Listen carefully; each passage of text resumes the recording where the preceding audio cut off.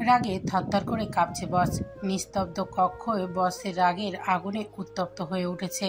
রুহুলের এমন বেপরোয়া আচরণে আগুনে ঘি ডালার মতো কাজ করেছে। রেগে রুহুলের বুক বরাবর একটা লাথি মারে বস। তাল সামলাতে না পেরে চেয়ার সহ উল্টে পড়ে যায় রুহুল। ফ্লোরের সাথে মাথার বাড়ি খেয়ে প্রচণ্ড ব্যথায় চোখ বন্ধ করে ফেলে রুহুল।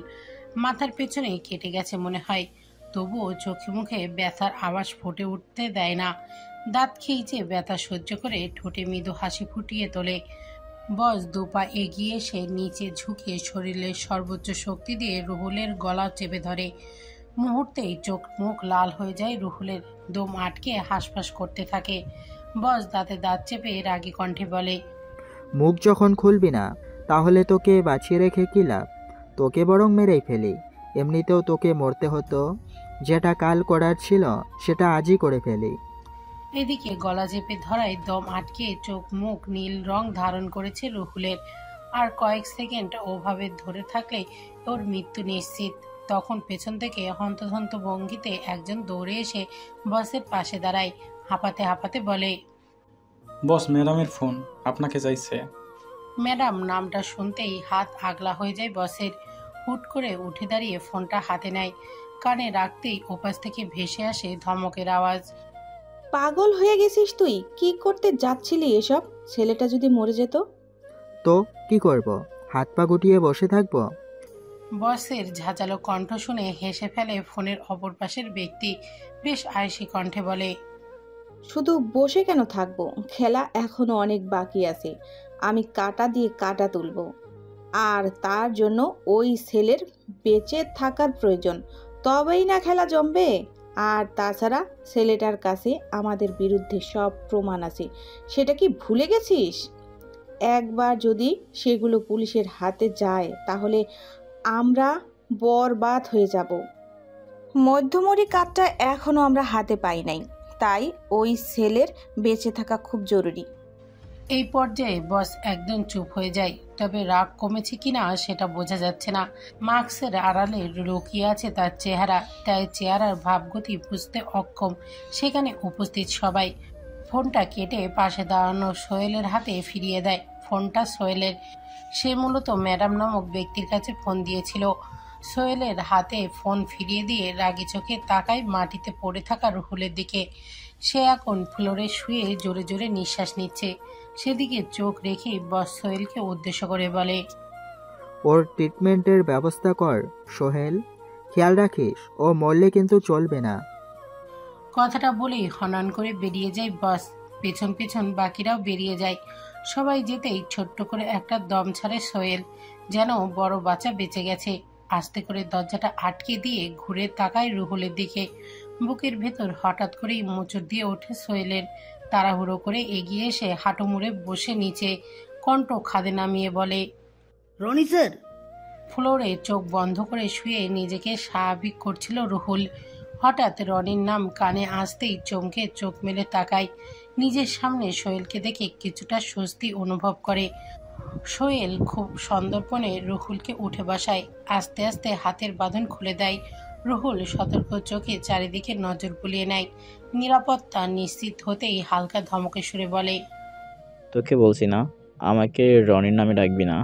আর স্যার বলেও বারণ করেছি। বারে বারে একই ভুল কেন করিস? কেউ শুনে ফেললে বিপদ হয়ে যাবে। হালকা করে জিভ কামড় দেয় সোহেল। ধীর কণ্ঠে বলে, ভুল হয়ে গেছে ভাই, আর হবে না। এরপর সোহেলের হাত থেকে ফার্স্ট এড বক্সটা খুলে নিচে রাখে। এটা সে আগেই এনে লুকিয়ে রেখেছে এই ঘরে। বক্স থেকে তুলো আর স্যাভলন বের করে ক্ষতস্থানে হালকা হাতে পরিষ্কার করতে থাকে। রনি অত্যন্ত সতর্ক কণ্ঠে বলে, মেয়েগুলো কোথায় সোহেল? ওদের জায়গা মতো পৌঁছে দিতে পেরেছিস? সোহেল হতাশ কণ্ঠে বলে, এখনো পারিনি ভাই, এখান থেকে বের করার সুযোগই পাচ্ছি না। তাহলে অর্পণ স্যারের কাছে পৌঁছে দেবো কিভাবে? জানি না আদেও এখান থেকে বের করতে পারবো কিনা। একবার ধরা পড়লে ওই মুহূর্তে মৃত্যু নিশ্চিত। চিন্তায় পড়ে যায় রনি। কিভাবে বাঁচাবে মেয়েগুলোকে, কিভাবে বের করবে এখান থেকে? এতদিন নিজের আত্মবিশ্বাস আর কথা দিয়ে বসকে এটা বিশ্বাস করিয়েছে যে মেয়েগুলো রুহুলের আয়ত্তে আছে, কিন্তু সত্যি তো এটাই যে মেয়েগুলোকে এখনো এই জাহান্নাম থেকে বের করতে পারেনি। এখানকারই একটা গুপ্ত ঘরে লুকিয়ে রেখেছে। কিন্তু আর কতদিন? কখনো না কখনো ধরা তো পড়েই যাবে। কিছু একটা করতেই হবে, তাও খুব তাড়াতাড়ি। কথাগুলো ভাবতেই সোহেলের দিকে তাকায় রনি। আপন মনে নিজের কাজ করছে সোহেল। চেহারায় তার বিষাদের ছায়া নেমেছে, আর এই বিষাদ যে রনির অবস্থা দেখে সেটাও রনি জানে। সোহেলের সাথে রনির পরিচয় হয় এখানে বন্দী হওয়ার পর। ছেলেটা খারাপ নয়, আর না কোনো খারাপ কাজ করতে এই অপরাধীর দলে যোগ দিয়েছে, বরং সমাজ থেকে দুর্নীতি দূর করতে, এই অপরাধীদের ধ্বংস করতে সে এদের সাথে থাকছে। ছলে বলে কৌশলে বসের কাছে কেউ হয়ে উঠেছে, যাতে সুযোগ পেলে বসকে আক্রমণ করতে পারে। সোহেল চায় এই পাপের রাজত্ব ধ্বংস করতে, তাই নিজের জীবনের পরোয়া না করে এই দলে যোগ দিয়েছে। কারণ দূর থেকে যতটা ক্ষতি করা সম্ভব, কাছ থেকে তার চেয়েও বেশি ক্ষতি করা যায়। রনি প্রথম যখন সোহেলের উদ্দেশ্যের কথা শোনে তখন ভীষণ অবাক হয়েছিল।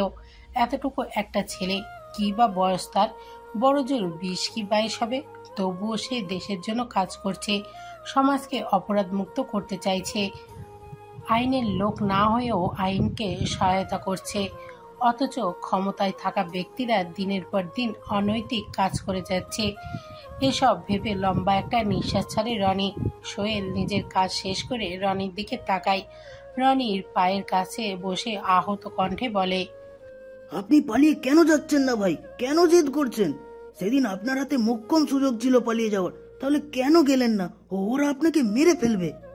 মরতে ভয় আমিও পাই না সোহেল। কিন্তু আপনার বেঁচে থাকা জরুরি, দেশের জন্য আপনি খুবই মূল্যবান। আপনি এখান থেকে গিয়ে অর্পণ স্যারের সাথে যোগাযোগ করুন, আপনারা দুজন মিলে এই শয়তানদের আটক করুন।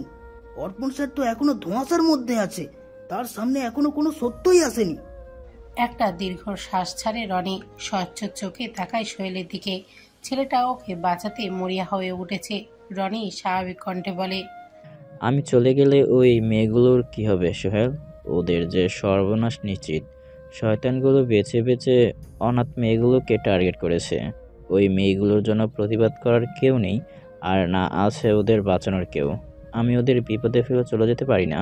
তাছাড়া আমি চলে গেলে তোর কি হবে? তোকে আমি ওদের কাছে ফেলে রেখে যাব না। কারো কোনো সাহায্য বা কোনো ক্লু না পেলে অর্পণ স্যার এই জায়গার খোঁজ পাবে না ভাই। সে কাউকে উদ্ধার করতে পারবে না।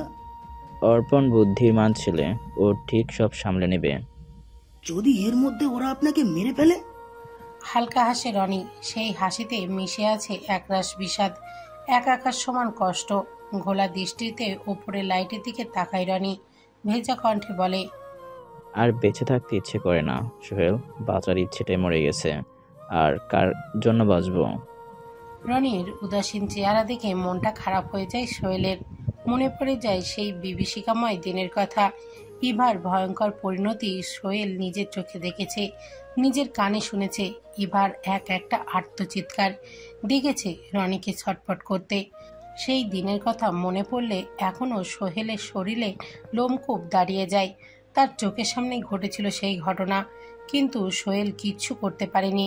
ইভাকে বাঁচাতে গেলে তো সে ধরা পড়ে যেত, তাহলে তার উদ্দেশ্য সফল হতো কিভাবে? তাই চুপচাপ অসহায় চোখে দেখে গেছে সব। সকাল সকাল 3 বোন হসপিটালে এসেছে।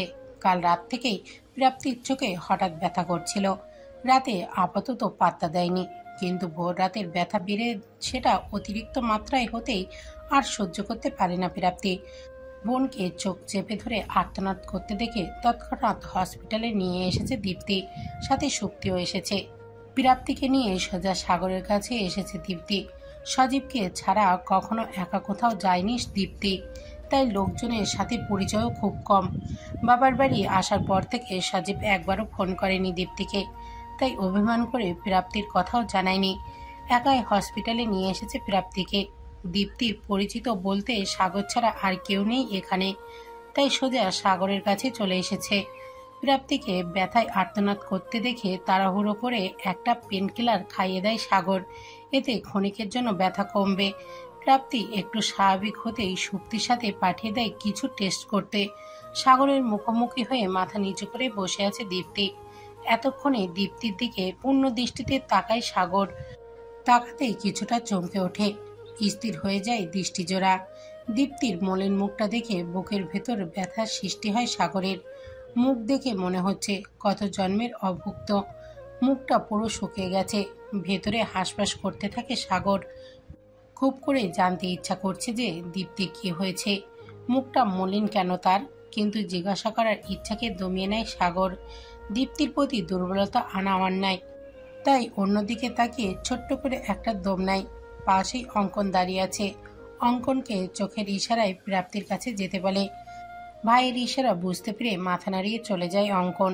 এবার দীপ্তির দিকে তাকিয়ে ধীর কণ্ঠে সাগর জিজ্ঞাসা করে, ঠিক আছো? চমকে মাথা তুলে তাকায় দীপ্তি। সাগর এটা জিজ্ঞাসা করলো কেন, এলোমেলো দৃষ্টিতে তাকিয়ে বলে, ঠিক আছে, আমার কি হবে? প্রাপ্তির হঠাৎ চোখে ব্যথা কেন? কি হয়েছে ওর? কারণ তো টেস্টের রিপোর্ট দেখলেই বলতে পারবো।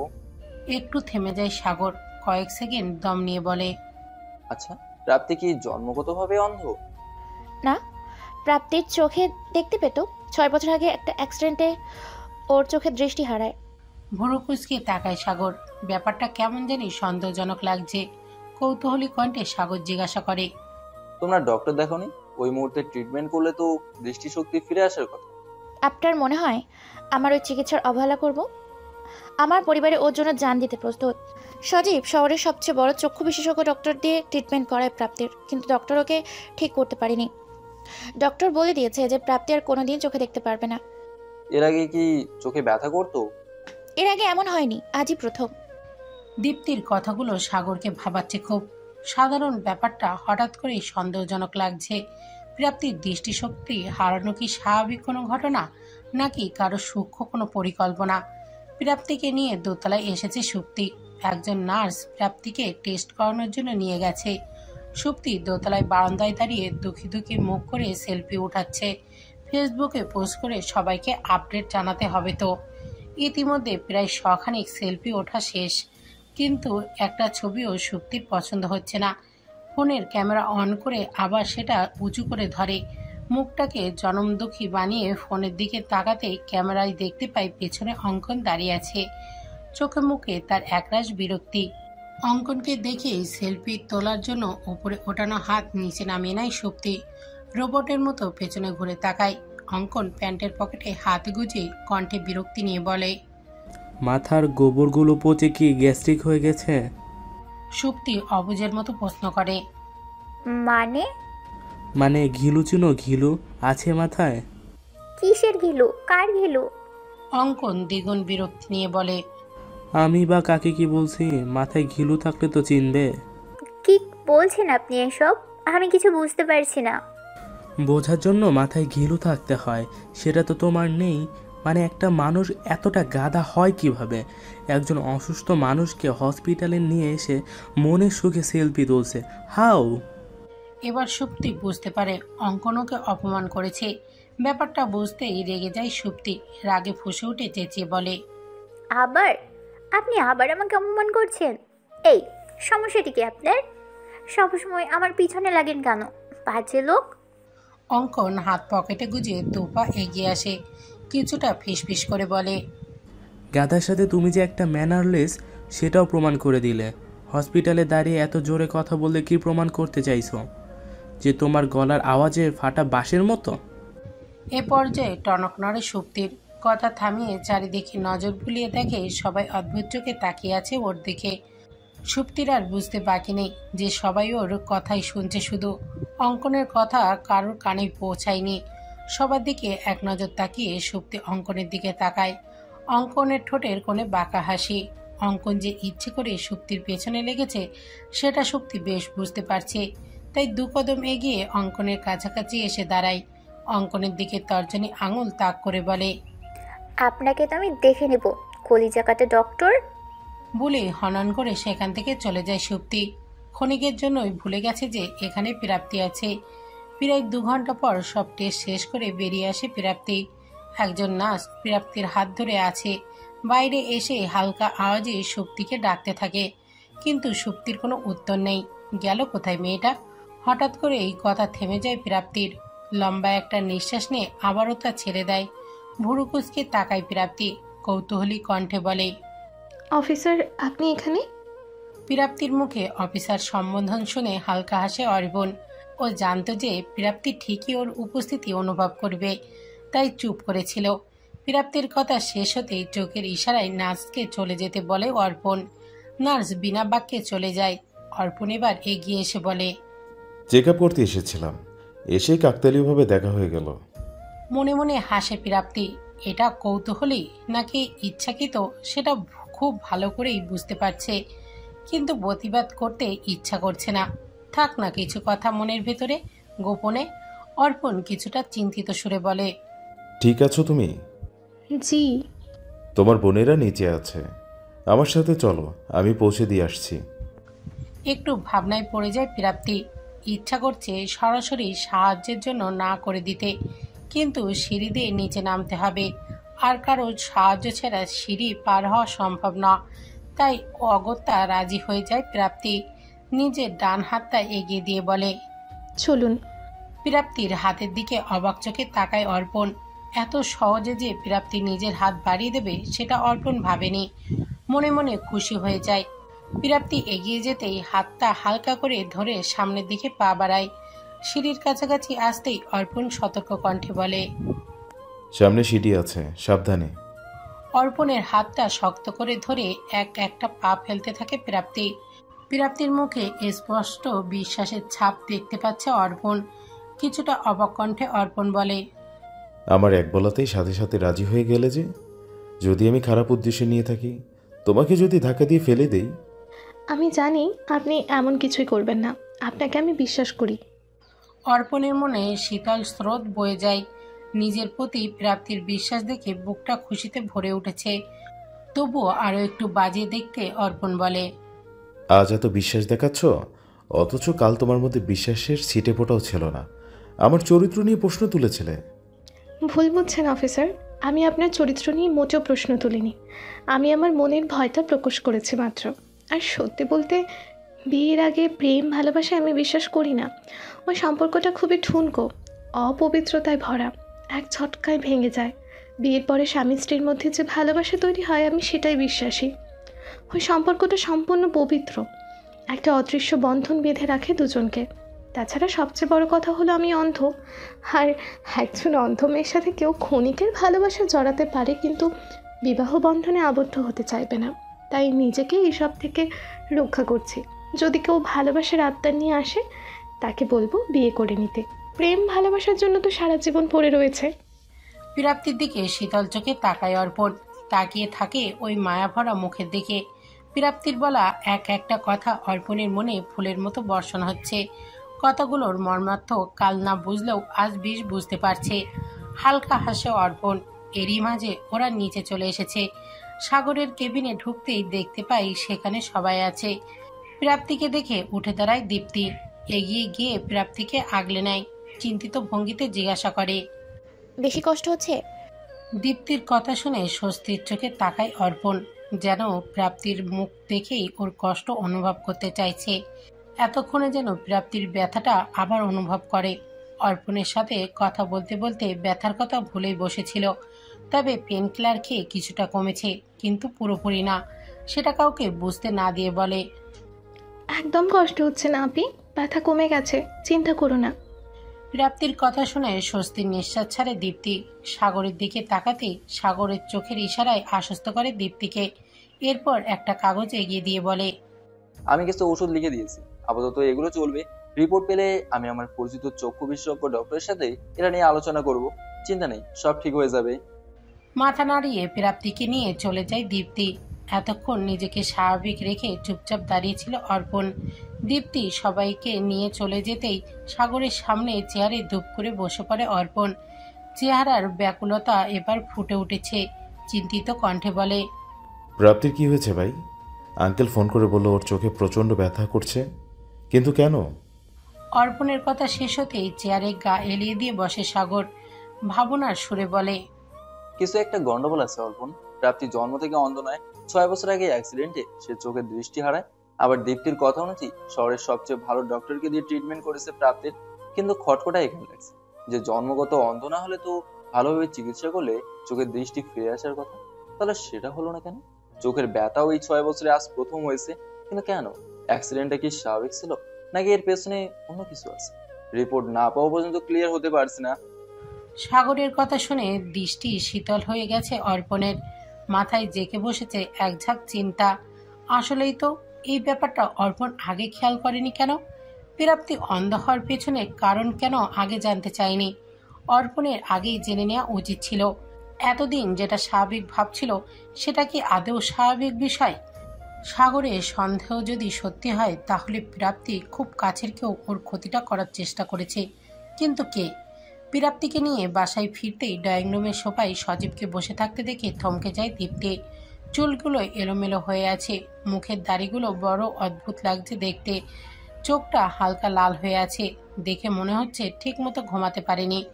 সজীবের এমন এলোমেলো বিধ্বস্ত চেহারা দিকে কয়েক সেকেন্ডের জন্য হতবাক হয়ে যায় দীপ্তি। পরক্ষণেই মনের কোণে লুকিয়ে থাকা অভিমানগুলো ফের নাড়াচাড়া দিয়ে ওঠে। বিনা বাক্যে পা চালিয়ে নিজের ঘরে চলে যায় দীপ্তি। একটা কথাও বলে না সজীবের সাথে। দীপ্তি চলে যাওয়ার দিকে আহত চোখে তাকায় সজীব। মাথা নিচু করে একটা দীর্ঘশ্বাস ছেড়ে উঠে প্রাপ্তির মুখোমুখি দাঁড়ায়। চিন্তিত কণ্ঠে বলে, এখন কেমন আছিস? হঠাৎ কি হয়েছিল, আমাকে জানাসনি কেন? সজীবের পরপর এতগুলো প্রশ্ন শুনে ছোট্ট করে নিঃশ্বাস ছাড়ে প্রাপ্তি। হাতরে সজীবের হাতটা ধরে আশ্বস্ত সুরে বলে, আমি ঠিক আছি দাদা ভাই। চোখে হঠাৎ ব্যথা করছিল, কিন্তু এখন আর ব্যথা নেই। পেইন কিলার খেয়ে এখন আরাম পেয়েছি। আমাকে নিয়ে চিন্তা করো না, তুমি আপির কাছে যাও। আপি কোনো কারণে তোমার উপর অভিমান করে আছে। প্রাপ্তির কথা শুনে মাথা নিচু করে ফেলে সজীব। কিভাবে দীপ্তির অভিমান ভাঙাবে সেই চিন্তায় বিভোর হয়ে আছে। দীপ্তি কি আদৌ সজীবের কথা বুঝবে? সজীব কি পারবে দীপ্তিকে মানাতে? ভাবনা চিন্তার মাঝে হাতে টান অনুভব করে সজীব। ভাবনার ছেদ ঘটে তার। প্রাপ্তি ব্যাকুল কণ্ঠে বলে, দাঁড়িয়ে আছো কেন দাদা ভাই? কি হয়েছে? তোর আপিকে মানাবো কিভাবে সেটাই ভাবছি। সবসময় যেভাবে মানাও সেভাবেই মানাবে। তুমি তো আমার সুপার হিরো, তুমি সব সামলে নিতে পারবে। আর দেরি করো না, যাও। সজীব আর কোনো কথা ব্যয় করে না। সুপ্তির হাতে প্রাপ্তির হাতটা দিয়ে পা চালাই দোতলার দিকে। বউকে মানাতে এবার বেশ কাঠখড় পোড়াতে হবে। সজীব যেতেই সুপ্তি প্রাপ্তিকে নিয়ে নিজের ঘরে চলে যায়।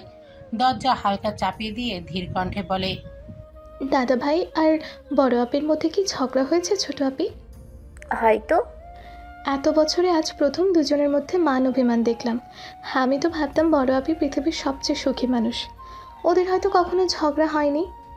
কথার মাঝেই বিছানার কাছে চলে আসে দুজন। নরম বিছানায় আরাম করে বসে প্রাপ্তি। নিজের পাশে বসতে ইশারা করে সুপ্তিকে। বোনের ইশারা বুঝে প্রাপ্তির কাজ ঘেঁষে বসে সুপ্তি। প্রাপ্তি সময় নিয়ে বলে, এই পৃথিবীতে কেউই সুখী নয় সুপ্তি। সবারই কোনো না কোনো দিক থেকে কমতি আছে। সবার জীবনেই কোনো না কোনো দিক থেকে কষ্ট আছে।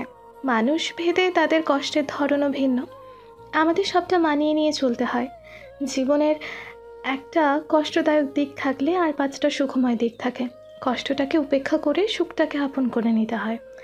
আর যে এমনটা করতে পারে সেই এই পৃথিবীতে একমাত্র সুখী ব্যক্তি।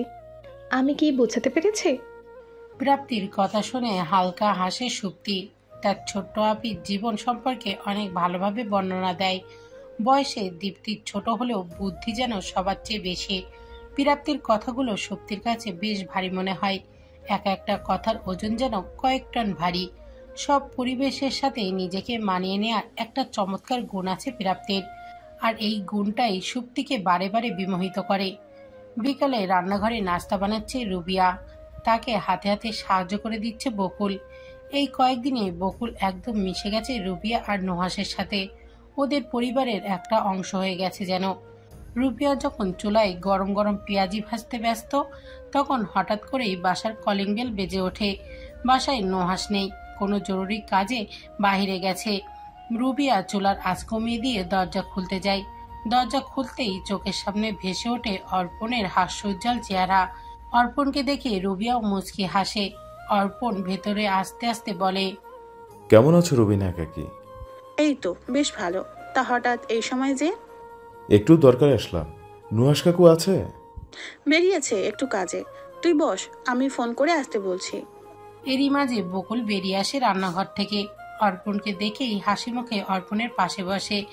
বকুলের মধ্যকারের সেই সংকোচবোধ একেবারে শেষ হয়ে গেছে। অর্পণের পাশে বসে হাসি মুখে তাকায়। পরক্ষণেই মুখের হাসি মিলে যায় বকুলের। আশাভরা চোখে তাকিয়ে বলে, আমার ভাইয়ার কোনো খবর পেয়েছেন পুলিশ ভাইয়া? কোথায় আছে সে? বকুলের কথা শুনে অর্পণের মুখের হাসিও চলে যায়। প্রচন্ড খারাপ লাগে বকুলের জন্য। বাচ্চা মেয়েটা কতটা আশা নিয়ে বেঁচে আছে।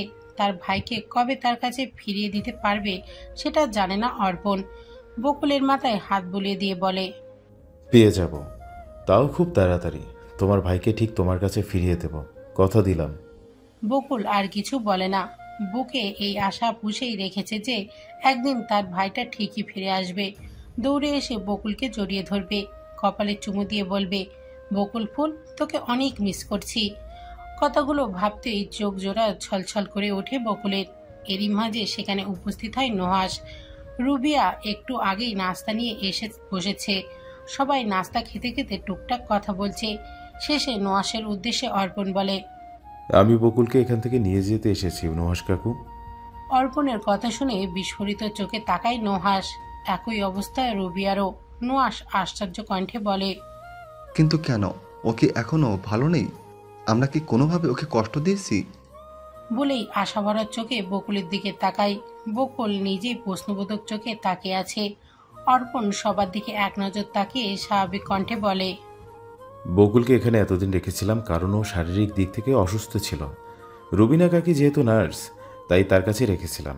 কিন্তু তোমরা তো জানো বকুলের ব্যাপারটা, ওর প্রাণে ঝুঁকি আছে। বকুলের ভাইকে খুঁজে না পাওয়া পর্যন্ত ওকে নিরাপদ জায়গায় রাখতে হবে। বিষয়টা খুব জটিল, তাই আমি ওকে হোস্টেলে রাখার ব্যবস্থা করছি। ওখানেই পড়ালেখা করবে। সেখানকার সিকিউরিটি সিস্টেম অনেক ভালো। বকুলের নিরাপত্তা নিয়ে চিন্তা থাকবে না। রুবিয়া ছলছল চোখে তাকিয়ে আছে। যে কোনো সময় চোখ থেকে বর্ষণ শুরু হবে। মেয়েটার সাথে থাকতে থাকতে একটা অদৃশ্য মায়ায় জড়িয়ে গেছে। বকুল চলে যাবে ভাবতেই বুকটা দুমড়ে মুচড়ে যাচ্ছে। নুহাস রুবিয়ার দিকে শান্ত চোখে তাকায়। মুখ দেখেই নিজের স্ত্রীর মনের কথা বুঝতে পেরেছে যেন। সেদিক থেকেই চোখ সরিয়ে বকুলের দিকে তাকায়। মেয়েটা কেমন স্থির চোখে তাকিয়ে আছে, মুখে কোনো কথা নেই। নুহাস বকুলের ছোট্ট হাতটা আলতো করে ধরে বলে, আমাদের কোনো সন্তান নেই রে মা। এই এত বড় বাড়িতে দুজন একাই থাকি। বিয়ের এতগুলো বছর পরেও কোনো সন্তানের মুখ দেখতে পারেনি। তুই আসার পর থেকে তোকে নিজের সন্তান ভেবেছি, আপন মনে করে কাছে টেনে নিয়েছি। কথাগুলো বলেই চুপ হয়ে যায় নুহাস। কয়েক সেকেন্ড পর আবার বলতে শুরু করে, একটা সন্তানের অভাব খুব করে অনুভব করি। এই অভাবটা মিটিয়ে দিবি মা? হবি আমার সন্তান? আমি কথা দিচ্ছি, তোকে সবসময় নিজের কাছেই রাখবো। কোনো বিপদ তোকে ছুঁতে পারবে না। দিবি একটা সুযোগ? রুবিয়ার চোখ থেকে অনবরত অশ্রু গড়িয়ে পড়ছে। রুবিয়া নাক টেনে কাঁপা কাঁপা কণ্ঠে বলে, বাবা মা হিসেবে কি আমরা খুব খারাপ হয়ে যাব বকুল? বকুলের ভেতরটা এলোমেলো হয়ে যাচ্ছে। নুহাসের করুণ মুখ, রাবিয়ার কান্না, এসব যেন দেখতে খুব কষ্ট হচ্ছে। আর সহ্য করতে না পেরে বকুল অর্পণকে উদ্দেশ্য করে বলে, আমি নিজে পরিবার হারিয়ে আরও একটা পরিবার পেয়েছি পুলিশ ভাইয়া। আমি আবার নতুন পরিবারের সাথে থাকতে চাই। প্লিজ আমাকে এখান থেকে নিয়ে যাবেন না। সবার করুণ চাহনি এবার অর্পণের দিকে। অর্পণ যেন এবার দোটানায় পড়ে গেল। বকুল সবকিছু হারিয়ে নিঃস্ব। এই সময় একটা পরিবার পাওয়া বকুলের জন্য একটা উজ্জ্বল দিক। কিন্তু ওর সেফটির জন্য দুশ্চিন্তা হচ্ছে অর্পণের। রনিকে না পাওয়া পর্যন্ত বকুল তো অর্পণের দায়িত্ব। অর্পণকে ভাবতে দেখে নুহাস বলে, তুই কি আমাকে বিশ্বাস করতে পারছিস না অর্পণ? শান্ত চোখে তাকাই অর্পণ, গম্ভীর কণ্ঠে বলে, তোমাকে আমি বিশ্বাস করি নুহাস কাকু। তুমি আমার ঠিক কতটা কাছের সেটাকে এখন প্রমাণ করতে হবে। রক্তের সম্পর্কের বাইরে তুমি আমার সবচেয়ে আপন। তাহলে বকুলকে আমার কাছে রাখতে এত কিসের ভাবনা? আসলে ওর সেফটি নিয়ে ভাবছিলাম। আচ্ছা, তোমরা যখন চাইছো ওকে নিজের কাছে রাখতে, আর বকুল নিজেও চাইছে তোমাদের সাথে থাকতে, তাহলে আমি আর কি বলবো। তবে খুব সাবধানে থাকতে হবে তোমাদের। নুহাস হেসে বলে, চিন্তা করিস না, আমি সবটা সামনে নেব। রাতের খাবার খেয়ে দীপ্তির রুমে এসেছে সজীব। এখানে আসার পর থেকে দীপ্তি সজীবের সাথে একটা কথাও বলেনি। যতবার সজীব কথা বলতে গেছে দীপ্তি তাকে এড়িয়ে গেছে। সেগুলো ভেবেই একটা দীর্ঘশ্বাস ছাড়ে সজীব। দরজাটা আস্তে করে আটকে দিয়ে বিছানার দিকে অগ্রসর হয়। দীপ্তি বিছানায় বসে ফোনের দিকে মনোযোগ দিয়ে আছে। সজীব কিছু বলতেই যাবে, ওই মুহূর্তে তার ফোন বেজে ওঠে। কথা বলার ইচ্ছেটা দমিয়ে পকেট থেকে ফোনটা বের করে সজীব। তার মায়ের ফোন। অনিচ্ছা সত্ত্বেও ফোনটা রিসিভ করে কানে ধরে। ওপর থেকে ভেসে আসে মোটা গম্ভীর স্বর। বউকে নিয়ে এক্ষুনি বাড়ি ফিরবি। বাড়ির বউদের বাবার বাড়ির থাকা মানায় না। সজীব আর চোখে একবার দীপ্তির দিকে তাকায়। দীপ্তি এখনো তার হাতের ফোনের দিকে তাকিয়ে আছে। সেদিক থেকে চোখ সরিয়ে সজীব ধীর কণ্ঠে বলে, দীপ্তি আপাতত বাড়ি ফিরবে না আম্মা। তুই কি আমার আদেশ অমান্য করছিস? বাধ্য হচ্ছি এবার অমান্য করতে। একটু বোঝার চেষ্টা করুন আম্মা, স্বামী স্ত্রীর মতো ঝগড়া হয়েছে। এই মুহূর্তে দীপ্তির বাবার বাড়ি থাকায় শ্রেয়। ওর মন মেজাজ ঠিক হলে বাড়ি ফিরিয়ে নিয়ে আসবো। এই পর্যায়ে একটু দমে যান রাবেয়া বেগম। কণ্ঠে রাগের মাত্রা কমিয়ে এনে বলে, তুই এখন কোথায়? গোডাউনে ছিলাম, মাত্রই বের হয়েছি। এখন ক্লাবে যাব। আজ রাতে বাড়ি ফিরবো না, আপনি ঘুমিয়ে পড়ুন। কথা শেষ হতেই ফোন কেটে দেয় সজীব। পাশ ফিরে তাকাতেই দেখে দীপ্তি শুয়ে পড়েছে। দীপ্তি যে ঘুমায়নি সেটা সজীব বেশ বুঝতে পারছে, তবুও কথা বাড়ায় না। চুপচাপ রুম থেকে বেরিয়ে যায়। সজীব যেতেই উঠে বসে দীপ্তি। অভিমানেরা চোখ থেকে অশ্রু আকারে ঝরে পড়ছে। সজীবের প্রতি অভিমান কমার বদলে আরো এক ধাপ বেড়ে গেল। এত কিসের লুকোচুরি তার? এত কেন মিথ্যে বলতে হয় তার আম্মাকে? সে দীপ্তির কাছে আছে, এটুকু বলার সাহসও হলো না তার। রেগে ফ্লোরে শুয়ে পড়ে দীপ্তি। বালিশে মুখ গুজে ফুপিয়ে ওঠে, অঝরে কাঁদতে থাকে। সেই সাথে করতে থাকে অস্ফুট স্বরে আর্তনাদ। সজীবের এই পরিবর্তনের কারণ দীপ্তি বেশ বুঝতে পারছে। সবই তো বাচ্চা না হওয়ার জন্য।